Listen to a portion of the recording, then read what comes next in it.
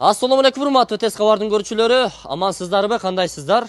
Бүгүн биз сиздерге өзгөчө фермерлерге же айыл жергесиндеги мал жандыктарды кармаган инсандарга өтө сонун бир жакшы жаңылык менен бөлүшкүбүз келип турат. Мына биздин бет маңдайыбыздагы дробилкалар боюнча сөз кылабыз. Бул жем тартсаңыздар болот, чөптөрдү майдалап малга берсеңиз болот. Кыскасын айтканда, бирөөгө жалдырабайсыздар, өзүңүздөр сатып алсаңыздар, сиздерге буйруса кызмат кылмакчы. Эми бул дробилкалар боюнча кенен маалымат берели, кунт коюп, кулак төшөп, бул видеобузду аягына чейин күзөтүп туруңуздар. Бул жерде Рахматулла деген уста экөөбүз бар. Ассаламу алейкум, кандайсыз? Амансызбы? Шүкүр, өзүңүз кандай? Сиздерге дал ушул дробилкаларды жасап чыгарып, сатып, жакшы өзүнүн кызматын көрсөткөн Рахматулла акебиз маңдайыбызда турат. Азыр кенен маалыматтарды сиздерге бермекчи. Эми өзүңүздүн кардарларыңызга, биздин көрүүчүлөр менен кенен өзүңүздү тааныштырганча дробилкаларды тааныштырып өтүңүз эми. Менин исмим Рахматулла. Аппараттар Өзбекстанда баштаганбыз, 3 жыл болду. 3 жылдан бери иштеп атабыз аппараттарды. 3 жыл. 3 жыл болуп калды. Кыргызстанга келгениңиздерге 1 жыл болду. Кыргызстанга келгенибизге 1 жыл болуп калды. Ошол жакка да Кыргызстанга алып келип, тагы заводуна ашайык деп атабыз, Кудай кааласа. Ниетиңиздерге жетиңиздер, жакшы. Амин. Өтө сонун. Бул универсал дробилка KG деп өзүңүздөр ачыпсыздар, Ооба, ушундай несини койдук. Өзбекстандагысы Вулкан уз болду, буякта универсал дробилка KG болду. Жакшы. Эми мунун булардын кызматтары кандай? Универсалбы? Универсал, бүтү барлыгы кете берет. Атына жараша. Атына жараша. Моносу бар, азыр бизде. 3 киловатт, 3000 оборот. 3 киловатт, 3000 оборот. 3000 оборот. Хөл, курук, жем чыгарганга полностью кете берет. Сылоо чыгарганга да болот буда. Бул ным нерселерди деле чыгара берет деңиз, Ооба, сондай. Курук нерселерди деле чыгара берет. Курук нерселерди чыгарады. Чөптөрдү, жемде чыгара берет. Универсал деп дал ушуну айтат деп сону айтабыз. Жакшы. Мотору 3 киловатт, 3000 оборот экен. Жакшы. Мотору 3 киловатт, 3000 оборот. Бул Malibu Turbo деген нейimiz. 4 киловатт, 3000 оборот. 4 киловатт. Бунда только курук чыгарамыз и жем чыгарамыз. Жем чыгарабыз. Андан кийинкиси окшош эле экен, окшош эле. Дал бул универсал аппарат 3 киловатт, 3000 оборот. Malibu Turbo'nu кичинтайы. Кичкинтайы. Ооба. Буда 3 киловатт, 3000 оборот. 3 киловатт экен, наркысы 4 киловатт экен. Эми бул канча киловатт? Бул 2 киловатт. 3000 оборот. Буда сундай. Только курук чыгарады, жем, чөп чыгарганга болот буда. Курук нерселерди чыгарат экен той. Сундай. Бунда только курук чыгарамыз. Жакшы. Демек, бул 4 киловаттык, 3 киловаттык, 2 киловаттык. 2 киловаттык. Жакшы. Анан эми токтун күчү канча болуш керек? Токтун күчү иштетесиздер да, Ооба. Токтун күчүнү, ана жака токко сайганыңызды токтун несини көрсөтүп турат, ана жерде. Мына жерде. Азыр кичине аздоо экен, 167 көрсөтүп атат. 167. Ооба. 200, 220 болсу абзел. Болсо абзел. Жакшы. Кана бир жүргүзүп көрүңүзчү. Бисмилlah. Басып көрүңүзчү кана. Карабак турам азыр.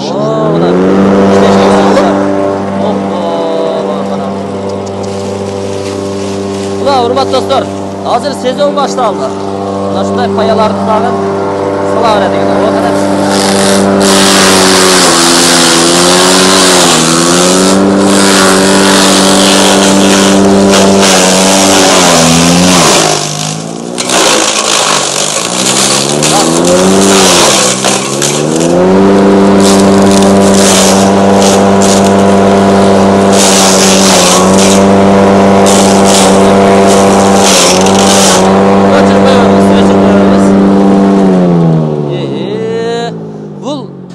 Чыгарган жерини мындай топтоп, качып, жайылып кетпөсү үчүн өзүңүз шарт чыгарып атканда негизи муну мондай өзүгө бир мондай не жасап туруп чыгарса, чачылмайды, башка болмойду, бүт барлыгы бир жерге жиналып не кылып турады. Кора жасоо керек да, бир нормально кылып өзүгө. Өтө жакшы. Урматтуу достор, эми мына чачылгандарды жыйнап сиздерге көрсөтүп коеюн. Мына ушундай кылып сиздерге бодо малдарыңыздарга, майда малдарыңыздарга кыскасын айтканда туурап ушунчалык кылып берет экен. Болгону кичине кепшейт, ашказанга урган бойдон жутуп берет экен.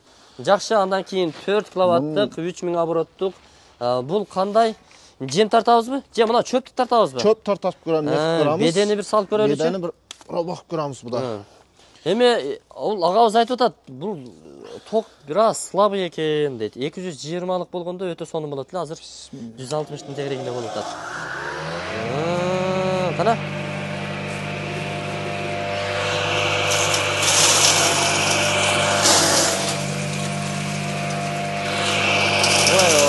Караңыздарчы достор.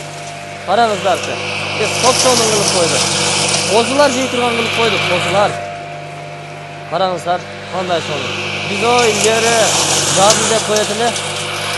Жазыда ушу чөп кыркат элек да. Күндө түштөн кийин түштө биздин ишибиз кышы менен ушу чөптөрдү ушинтип жаады менен колдо Азыр энди даярдайт элек. Өтө сонун мүмкүнчүлүк. Эң чоң сеткасы да турады.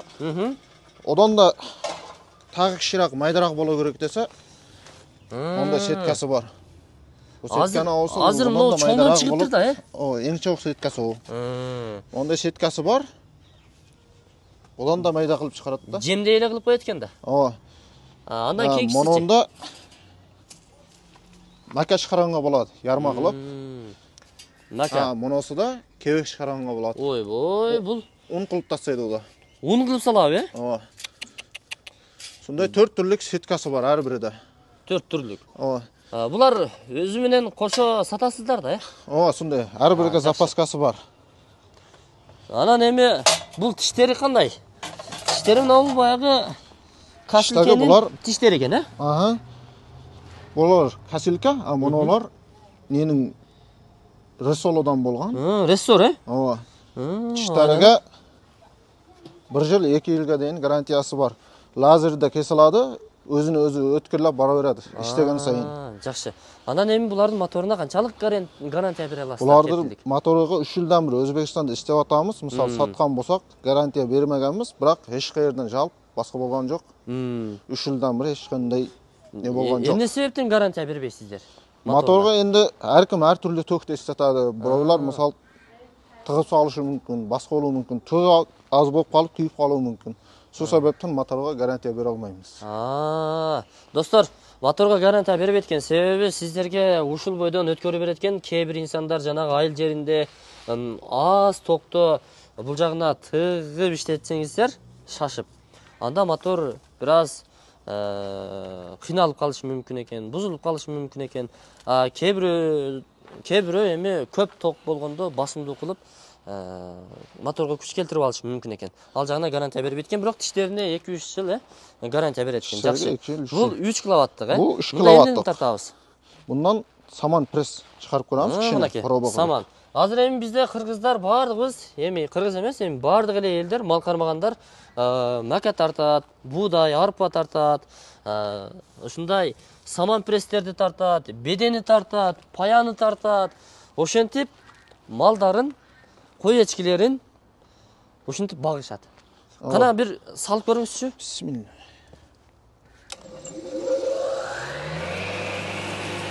Үнү да анча катуу чыкпайт экен достор.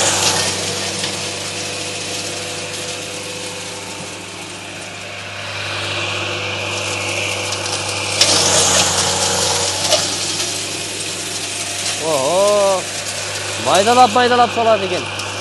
Өзү пресс майдалап болот, караңыздар. Болот экен, болот. Сонун. Караңыздарчы. Келиңиздер. Көрөлү. Даяр кылып өткөн, караңыздарчы.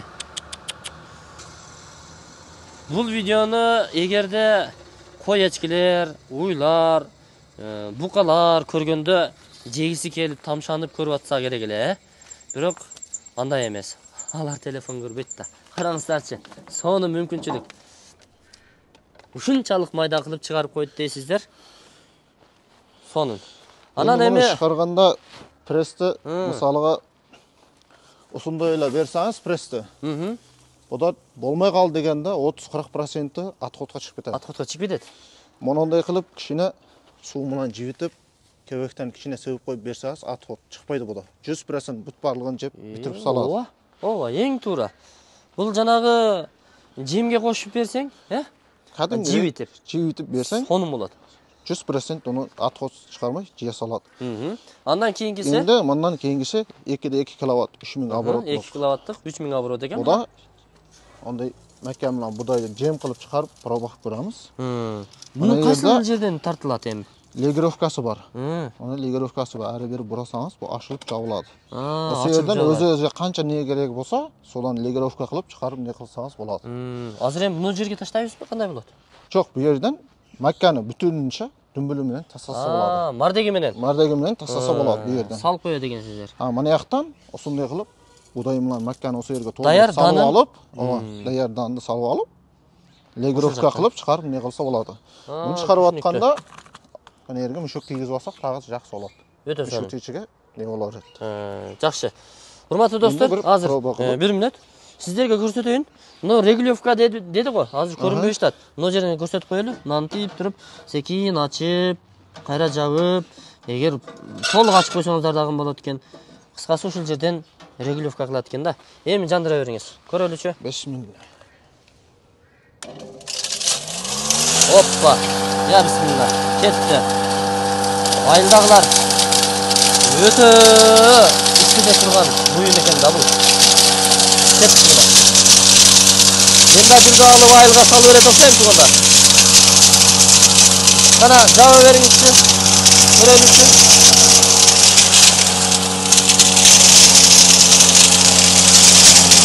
Ayılda janağı tegermençilerge oşirep bozup ütüp olturup жем тарттырат элек да. Өзүңүздөр алып койсоңуздар кыйналбайсыздар. Кана эми жемди көрөлүчү, капты берип тартыңызчы. Мына. Өтө сонун экен. Мен да бир да алып айылга салып берет окшойм. Биз о тегерменчилерге очередке туруп эртеден кечке. Анан тарттырабыз да, караңыздар, ундай кылып коет экен. Сиздерге кандай көрүнүп атат? Тоок жем кылып койлорго, кочкорлорго өтө айтат да, караңыздар. Малға, қойға атала қылып бергенге неге де жақсы болады бұл. Енді бұдан кішіне жирырақ қылып не қылайын десе, мындай шеткасы бар міне. Бұл жанағы ең майда көзді кебек қылып шығарады ғана. Кебек. Мұны ондай шеткасы бар тағы үші ғана. Мұны алтылық. Макиарма қылып шығарғанға болады. Мұны хашакка среднийге. Мұны хашактың ең чоң шеткасы. Жақшы. Азыр эми тиштерин көрсөткөнгө алмаштырганга кандай болот? Мұны алмаштырыш оңой элеби? Алмаштырганы оңой эле. Ана жерде 4 гайкасы бар. Чешип, муну алып, тиштерин оштуруп не кылганга болот. Жакшы. Урматтуу достор, эгер мындан сал идигирээк чыгарам дей турган болсоңуздар, анда ошол тиштерин эле алмаштырсаңыздар болду экен. Бул азыр итке атала кылсаңыздар дагы болот. Кой эчкилерге, бодо малдарга жем кылып берсеңиздер болот экен. Мындай кылып майдалап салды, кебек кылып. Эми булардын баасын айтыңызчы. Баалары канча болуп калды? Багалары муну 2 киловаттлар 2 киловаттык 24 000 сомдон. 24 000 сомдон. 5-6 малга или болмаса 15-20 кою бар адамдарга тавсия кылам муну. Анан бир иштеткенде тынымсыз канча мүнөт же канча саат иштетсе болот? 7-8 саатка дейин 7-8 саат болот. иштей берет. Ооба. Коңшу колоңдорго дагы тартырып бере берет экенсиз достор. Эми мунусу 3 киловатт. 3 киловатт 3000 оборот. Мунусу 26 000 сомдон. 1 саатта 15-20га дейин пресс, 60-70 килоге дейин жем чыгара алат. Эң майда размерде. Жакшы турбайбы? Ана 4 киловаттык 4 киловаттлык 3000 оборот Malibu Turbo дегени. Муда 1 саатта 35-40га дейин пресс чыгара алат. Саатына 200-250 килоге дейин жем чыгарып даярдап бере алат. Жакшы. Бул энди бул курогумуз баганагы слос нелер чыгарадыганы, буда хашакта чыгара берет, жемде чыгара берет. Муну мана ягынан хашак чыгады, мана ягынан жем чыгарса болот. Қана, қаяғы? Mana yağdan jem çıkarады mı şaka? Bir tazık koyup bir neke tagarama koyup jem çıkarsa болады bular. Жем шығара береді, ә? Ова. Bu da saatiga onday payanelerdi çıkarganı, smelo 30-35'ini çıkarsa болады. Jem çıkarganга 60-70 kiloga дейін saatiga eng кішкентай размерде çıkarılады. Өте соны. Мұның басы қанша? Bunun бағасы 32 000 сом. 32 000 сом. Bununki 35 000 сом.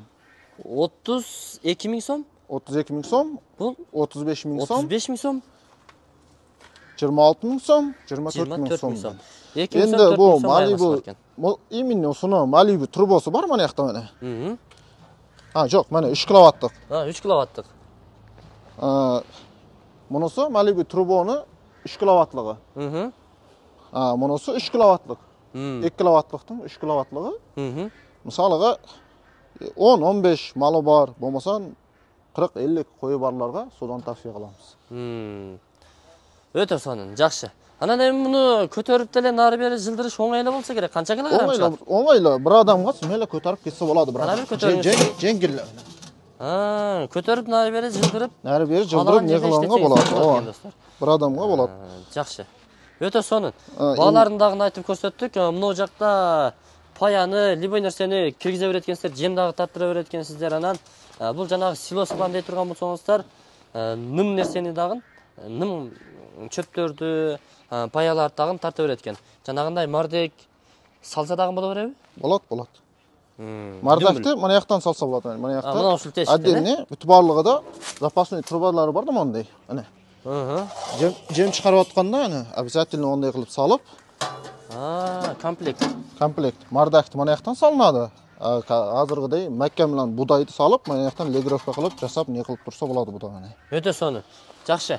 Анан эми тест кабардын атынан келе турган кардарларга канча пайыздык скидка кылып бересиз? Тест кабардын артынан келгендерге келе берсин, үстүдө тест кабардын артынан келдик дегендерге обязательно скидка жасап беребиз. Бүт барлыгынан. Мынакей урматтуу достор, өзүңүздөр дагы уктуңуздар, мен кепилдигин алып койдум.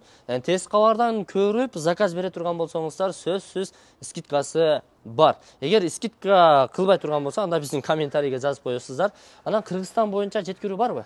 Кыргызстан боюнча бул Оштун райондорунда, Оштун райондорунда бар. Ары каратай өзүлөрү доставка жасап, не кылып? Ошондо Оштун райондоруна акысыз доставка бар. Акылсыз доставка бар. Башка, мисалы үчүн Баткенден, Кызылкадан, Жалал Абад тараптан заказ түшө турган болсо, салып бересиздер, өзү акчасын төлөп алып алат. Ооба, сондай. Жакшы. Мынакей достор, эгерде кимде-ким ошондой драбилкага кызыгып жүрүп, жетпей жаткан болсоңуздар, алам деп ниет кылып аткан болсоңуздар, анда чалыңыздар, биз телефон номерлерин камтыйбыз, өзүңүздөр чалып байланышасыздар. Универсал драбилка KG деп мына өзүңүздөр көрүп турасыздар. 54 менен 225 454 74 менен 83 25 25 телефон номерлерине чалып байланышасыздар. Универсал драбилка KG деп туруп, Телеграмдан, TikTok, Instagram, YouTube'дан дагы көрүп чалып маалымат алсаңыздар болот экен достор. Андыктан кимге жакса лайк басыңыздар дагы, комментарий жазыңыздар. Биз Оштогу Фуркат айланпасын бардыңыздар билесиздер. Ошол жерде турабыз достор. Биз анда сиздерге бул жактан өтөйүн дагы. Азыр даректи көрсөтөмүн. Рахматулла ака. Болуптур. Ишиңизге ийгилик. Тынч болуңуз. Сезон башталды. Кыш келди. Бардыгы уже курук чөптү кышы менен малдарына берет. Эң керектүү нерселерди чыгарып атат экенсиздер. Кудай кааласа. Болду анда. Биз жыйынтыктадык, микрофонду алайын дагы. Мен эми көрүүчүлөрүбүзгө даректерин жол тараптан тартып көрсөтөйүн. Ишиңизге ийгилик. Биз азыр достор Фуркат айланпасынын жанында эле турабыз. Азыр сиздерге көрсөтөлү. Азыр мына заказ берсеңиздер болот. Мына эң мына Ош Алай трассасы, Ош Өзгөн трассасы бардыгына ыңгайлуу жерде турат. Мына Оштун чыгыш тарабындагы Фуркат круговой достор. Өзгөн тараптан, Кара Суу тараптан келе жаткандагы түз өтүп келе бересиздер. Алай тарапка өтүп кеткендеги оң тарапка бурулган бурум достор. Мына ушул жерден келгенде эле ушул Эсенов Бекмурат көчөсү ушул жашыл дарбазага кирип бара бересиздер. Биз анда бул чыгарылышты жыйынтыктадык. Номерлер камтылат, өзүңүздөр чалып байланышып келе бересиздер. Содаңыздарды берсин. Ушундай колуңуздар жеңил болсун. Кышы менен малдарыңыздарга кебектей кылып чөптү майдалап бериңиздер. Семирет, жакшы семирет достор.